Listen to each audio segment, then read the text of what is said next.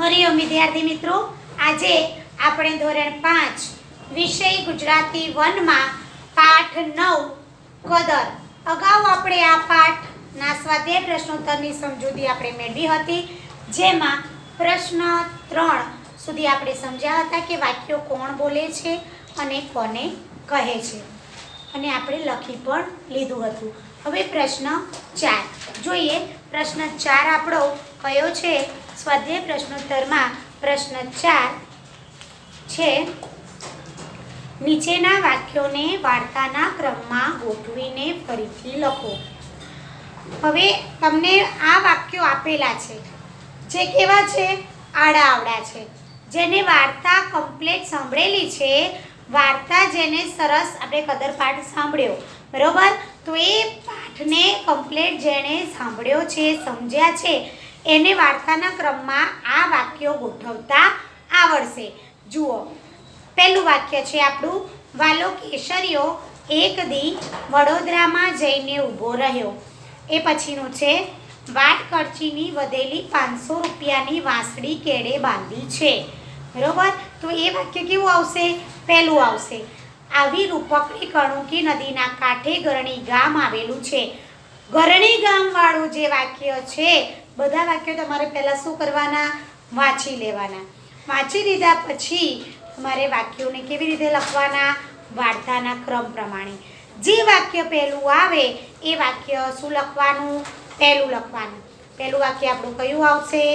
આવી રૂપકડી કર્ણુકી નદીના કાંઠે ગરણી ગામ આવેલું છે.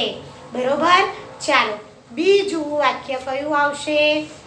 વાટ કરચીની વધેલી 500 રૂપિયાની વાંસળી કેળે બાંધી છે. એ બીજું વાક્ય આવશે. ત્રીજું વાક્ય આવશે, વાલો કેસરિયો એક દી વડોદરામાં જઈને ઊભો રહ્યો.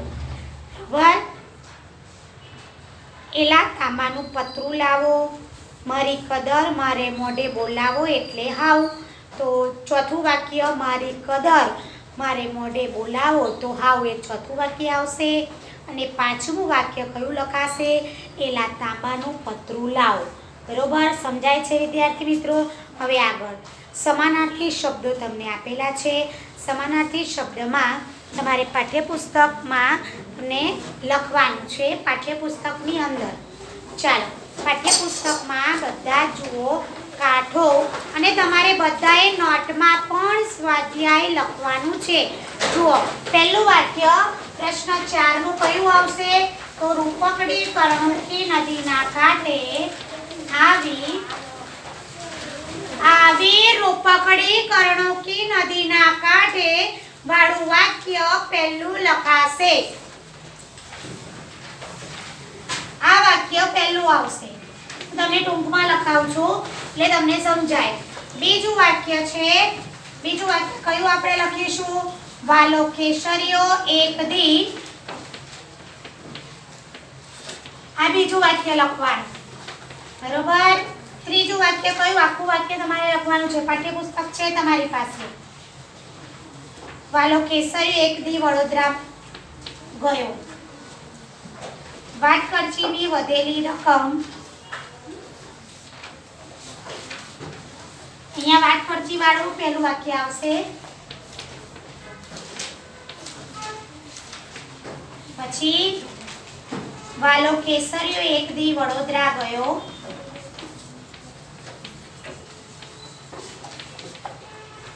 ચોથું વાક્ય,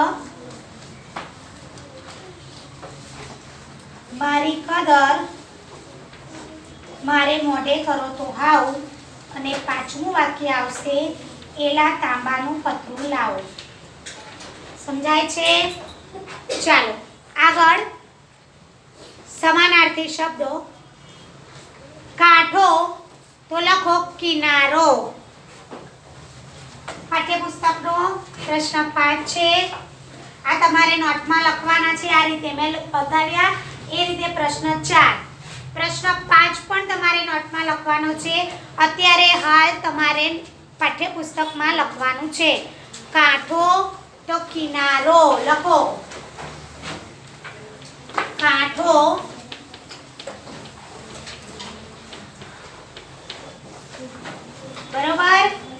વિદ્યાર્થી મિત્રો કાંઠો કિનારો વેગળું તો જુદું અલગ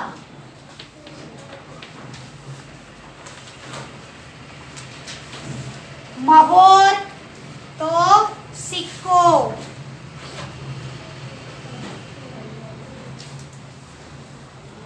મહોર તો લખો સિક્કો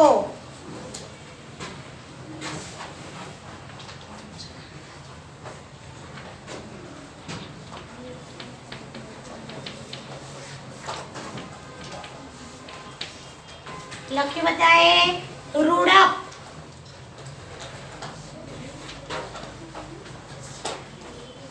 રૂડપ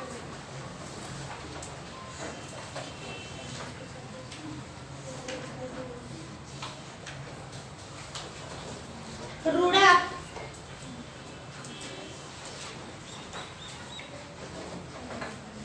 શું આવશે બોલો રૂડપ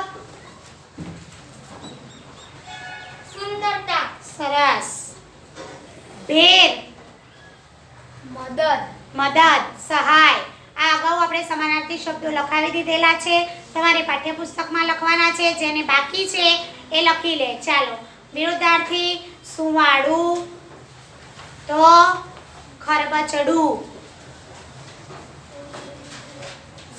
પ્રામાણિકતા સરસ અપ્રામાણિકતા શુદ્ધ અશુદ્ધ બાંધવું છોડવું ગેરસમજણ સમજણ હવે છે જોડણી આ છે તમારો પ્રશ્ન 7 જોડણી સુધારો પ્રીત તો પ્રીત કેવી રીતે લખાશે હું સાચી જોડણી લખીશ પ્રીત તિરસ્કાર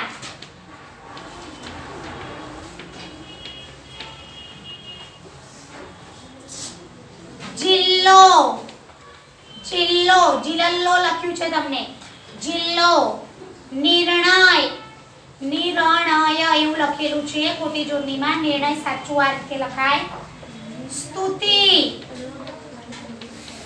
વિદ્યાર્થી મિત્રો શાંતિથી લખવાનું છે સ્તુતિ ચાલો હવે આગળ શબ્દ સમૂહ માટે એક એક શબ્દ આપો ઝાડ તેમજ વનરાજીની ઘટા શબ્દ સમૂહ માટે એક શબ્દ લખીએ આ છે પ્રશ્ન 8 તમારો શબ્દ સમૂહ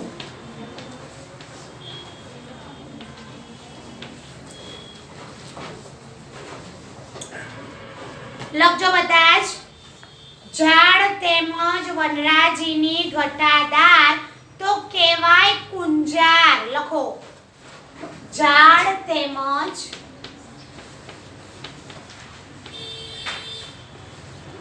વનરાજીની ઘટાદાર તો થાય કુંજાર શબ્દ સમૂહ માટે એક શબ્દ ધ્યાન રાખજો વિદ્યાર્થી મિત્રો ચાલો આગળ બીજું લખીએ સિક્કા સાચવી રાખવાની પટ્ટા જેવી કોથળી અમે ખૂબ સુંદર રીતે સમજાવ્યું હતું શું થશે વાંસળી અણી આવશે સરસ વાસણી લખી લો સિક્કા સાચવી રાખવા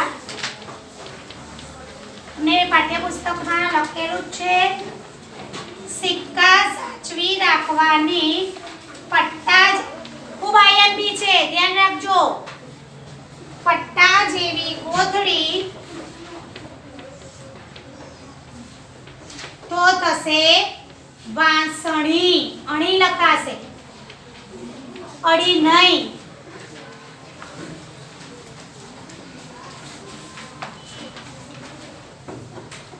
મુસાફરી દરમિયાન ખર્ચવાની રકમ તો લખો વાટ ખર્ચી.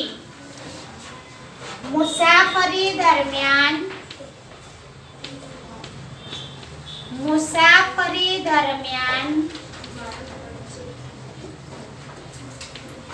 ખર્ચવાની રકમ. તો વાટ ખર્ચી.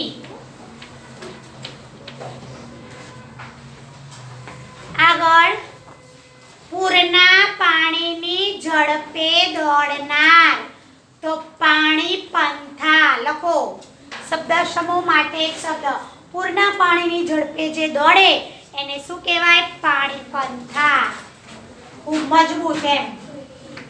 પૂરના પાણીના ઝડપે દોડનાર.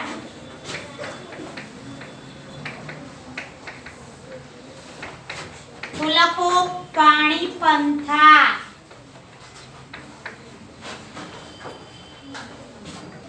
ઘોડાને બાંધવાની જગ્યા. આપણે બહુ બધા ઘોડા બાંધ્યા હોય ને એ જગ્યાને કંઈક કહેવાય. શું કહેવાય? ખબર છે?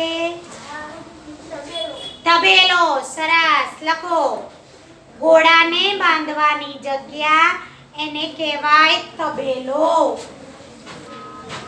ઘોડાને બાંધવાની જગ્યા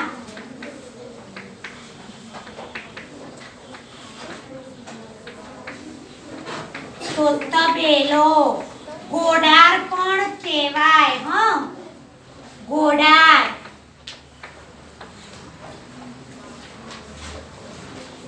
ગાયોનું મોટું ટોળું.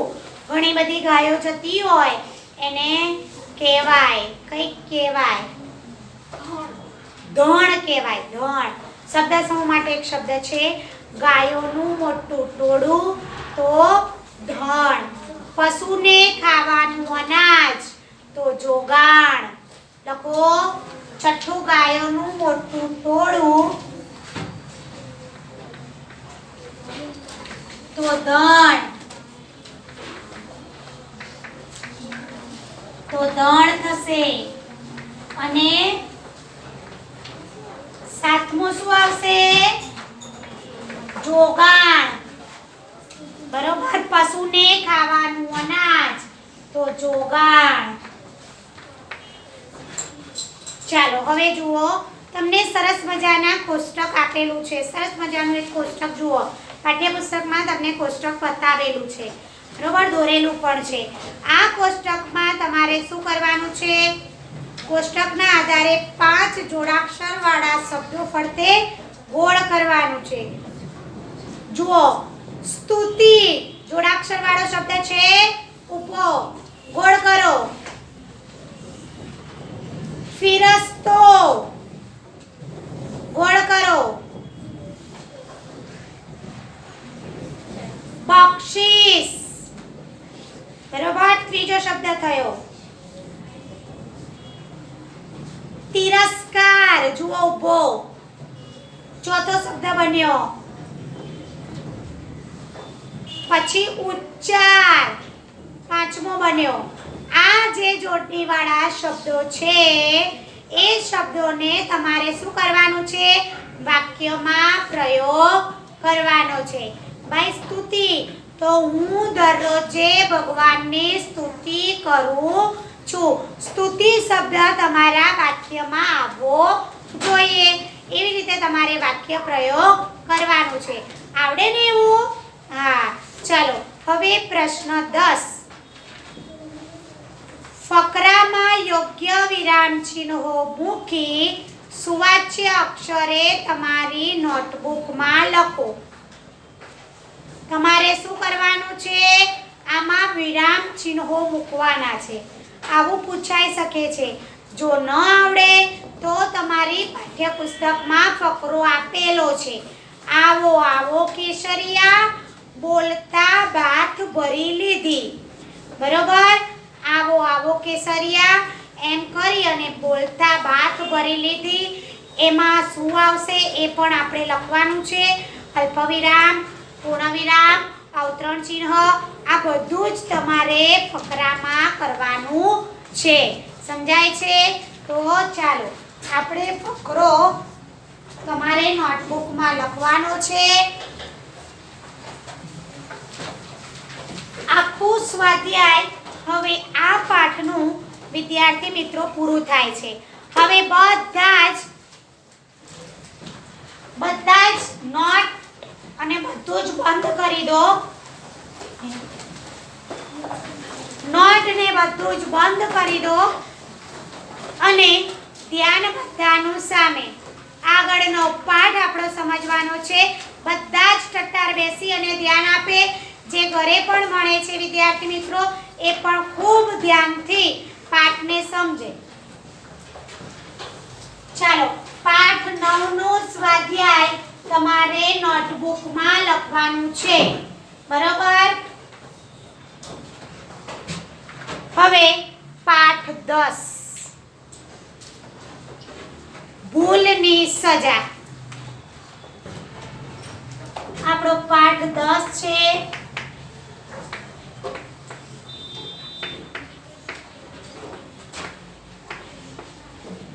ભૂલની સજા. આ પાઠના લેખક છે પ્રકાશ લાલા. ધ્યાન આપજો વિદ્યાર્થી મિત્રો. ટટ્ટાર બેસી અને ધ્યાન આપો. અહીંયા બધાનું ધ્યાન.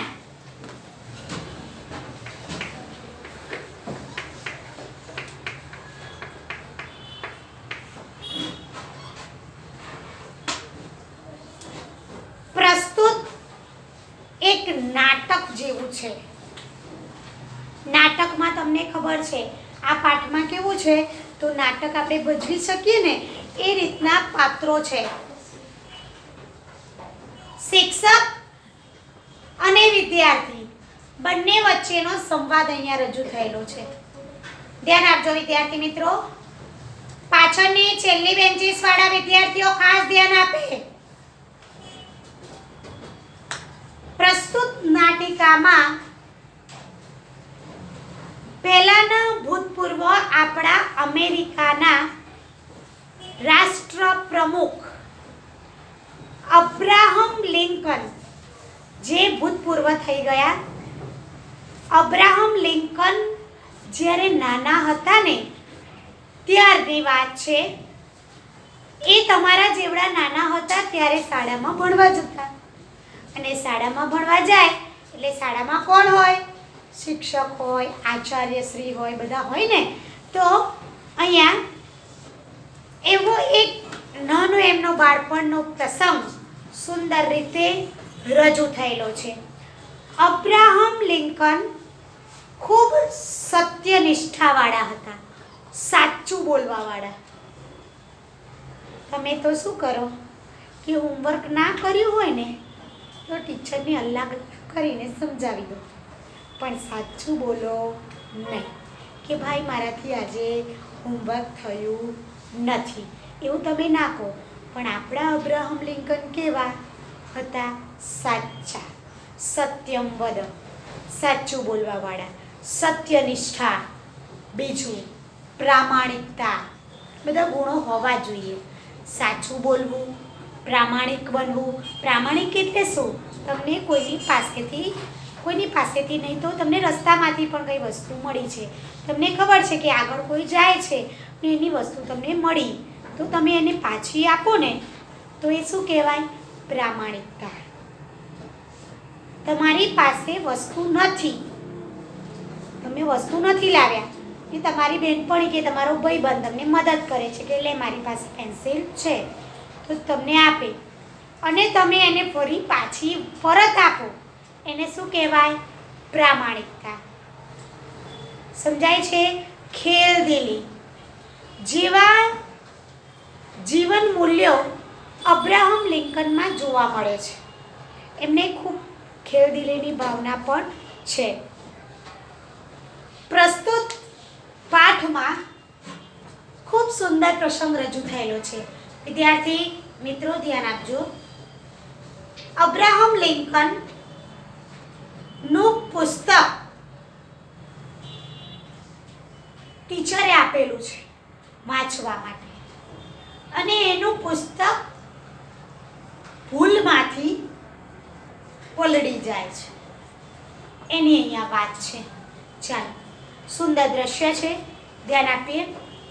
સ્થળ છે, સુંદર એવું સ્થળ. ટીચર્સ જ્યાં બેસે એ રૂમ. શાળામાં તમે આવો છો એટલે તમને ખબર છે, જે નથી આવતું એમને પણ ખબર છે કે શાળામાં ટીચર્સ રૂમ હોય.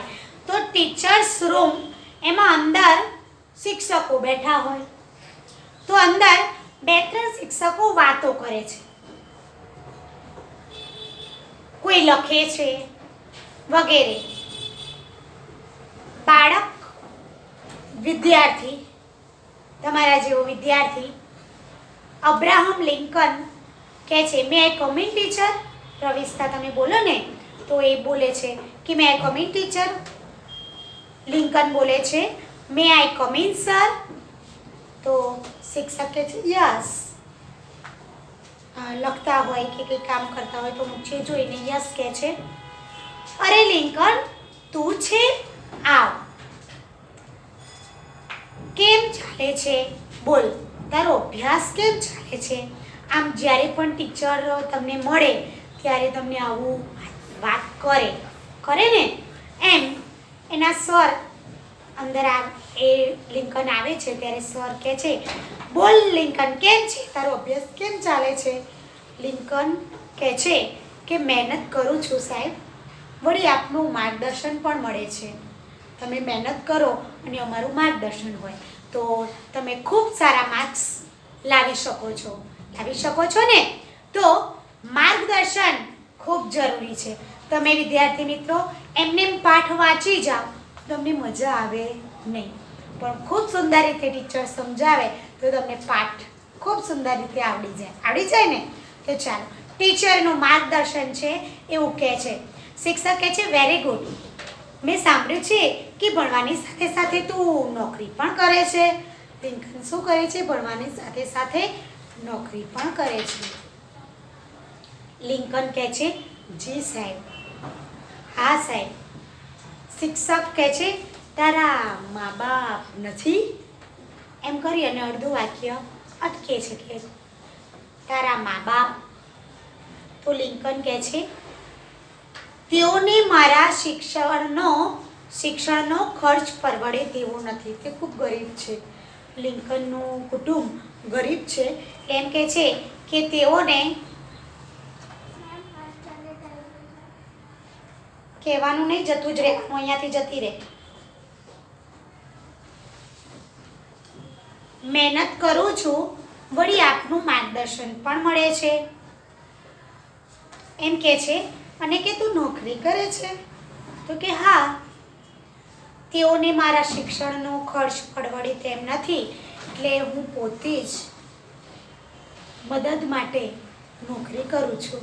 શિક્ષકે સમજી ગયો એમ કરીને લિંકન વાક્ય અધૂરું રાખે છે. તો કહે છે કે હું સમજી ગયો. શિક્ષક કહે છે તારા જેવા પરિશ્રમ પ્રિય વિદ્યાર્થી માટે મને ગર્વ છે. હંમેશા શિક્ષકને વિદ્યાર્થી માટે ગર્વ હોય. કોઈ વિદ્યાર્થી, તમારા જેવા વિદ્યાર્થી જ્યારે નાના હોય અને મોટા બને અને મોટા થઈ અને કોઈ ટીચર્સ બને, કોઈ ડૉક્ટર્સ બને, કોઈ મોટા રાષ્ટ્રપતિ પણ બને, કોઈ રાષ્ટ્રપ્રમુખ બને, બરાબર, તો ટીચરને ગર્વ થાય. પણ જ્યારે તમે મોટા થાવ અને ટીચરને મળો, ટીચરને યાદ ન હોય કે આ મારો વિદ્યાર્થી છે, કારણ કે એમને તો ઘણા બધા વિદ્યાર્થીઓ એમના આંખ નીચેથી ગયા હોય. અને તમે મોટા થાવ એટલે તમારા ચહેરો પણ બદલાઈ જાય ને. તો મોટા થયા પછી જ્યારે પણ ટીચર મળે વિદ્યાર્થી મિત્રો, ત્યારે ટીચરને હંમેશા પગે લાગજો. કેમ? તો એમના માર્ગદર્શન થકી જ તમે આગળ વધ્યા છો. અત્યારે હું પણ આ સ્ટેજ ઉપર અહીંયા ઊભી છું અને આજ અહીંયા તમારા જેવી જ વિદ્યાર્થીની અને આ જ સંસ્થામાં હું ભણેલી છું. હું વાત કરું તો હું મારા જ ગુરુજી મેડમને અત્યારે હાલ પણ હું પગે લાગુ છું. આપણા ગુરુ બિન જ્ઞાન નહીં. આ વાક્ય ખાસ યાદ રાખજો. ગુરુ બિના જ્ઞાન નહીં. તો કહે છે કે વિદ્યાર્થી અને શિક્ષક, તો વિદ્યાર્થીને સર બોલે છે, શિક્ષક કહે છે કે લિંકનને કહે છે કે તારા જેવા પરિશ્રમપ્રિય વિદ્યાર્થી માટે મને ગર્વ છે. અને શિક્ષકને હંમેશા વિદ્યાર્થી માટે ગર્વ હોય. આગળ લિંકન બોલે છે થેન્ક યુ સર, અને અચકાઈને કહે છે કે શિક્ષક કહે છે નિસંકોચ બોલ, તું અચકાય છે શું કરવા, નિસંકોચ તારે જે કહેવું હોય તે બોલ. લિંકન બોલે છે અને કહે છે આપે ક્લાસમાં ગઈકાલે જે બોલ્યા વગર આવી જ જવાનું. આપે ક્લાસમાં ગઈકાલે જે પાઠ શીખવ્યો તે વિશે વધુ જાણવાની મારી ઈચ્છા છે. આપે મને જે પાઠ શીખવ્યો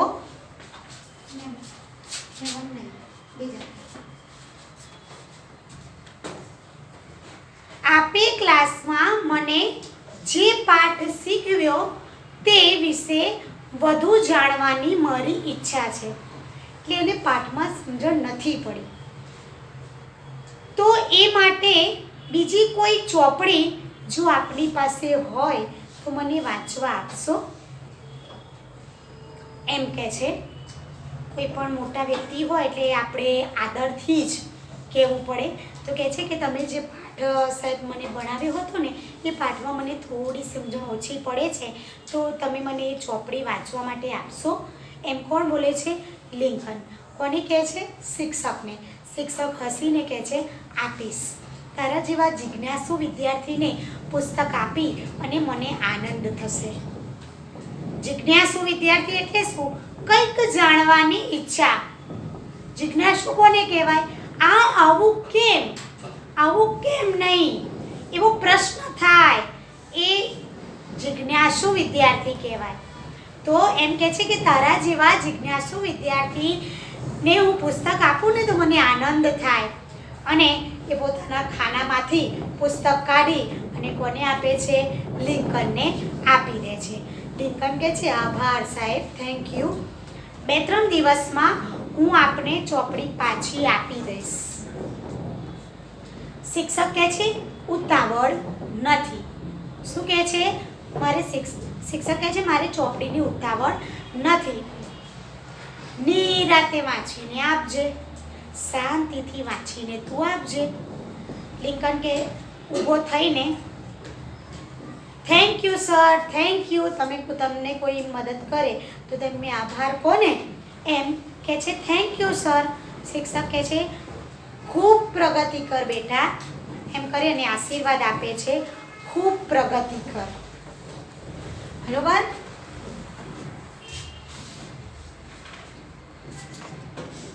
તો વિદ્યાર્થી મિત્રો, અત્યારે આપણે આટલો પાઠ રાખીએ. આગળના વિડીયોમાં આપણે ફરીથી આ પાઠને સમજીશું. અધૂરો જે પાઠ આપણે જોયો એ પાઠને અગાઉના વિડીયોમાં આપણે સમજીશું. અહીંયા આપણે આપણો વિડીયો પૂર્ણ કરીએ છીએ. હરિઓમ વિદ્યાર્થી મિત્રો, ટેક કેર.